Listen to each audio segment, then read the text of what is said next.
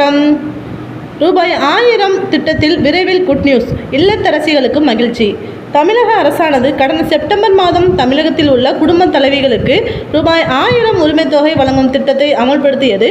இதன் மூலம் விண்ணப்பங்கள் பெறப்பட்டு முதல் கட்டமாக 1,62,52,000 பெண்கள் இதில் பயனடைந்தார்கள்.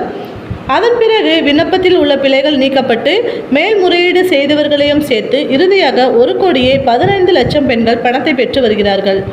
ஆனால் இந்த திட்டத்தில் விண்ணப்பித்து பலனடையாத பலரும் மேல்முறையீடு செய்வது குறித்து அரசின் அறிவிப்பை எதிர்பார்த்து காத்திருக்கிறார்கள். இந்த நிலையில் கலைஞர் மகளிர் உரிமை திட்டத்தை விரிவுபடுத்தும் பணிகள் விரைவில் தொடங்கியிருப்பதாக அரசாங்க வட்டாரங்கள் தெரிவிக்கின்றன. தற்போது தமிழ்நாட்டில் தகுதி வாய்ந்த 1.7 கோடி பெண்களை இந்த திட்டம் சென்றடைகிறது. தேர்தல் நேரத்தில் இது குறித்து பேசிய அமைச்சர் உதயநிதி, தேர்தல் முடிந்த பின்னர் இந்த திட்டம் அனைத்து பெண்களுக்கும் விரிவுபடுத்தப்படும் என்று உறுதியளித்திருந்தார். அதற்கான பணிகள் தொடங்கியுள்ளன.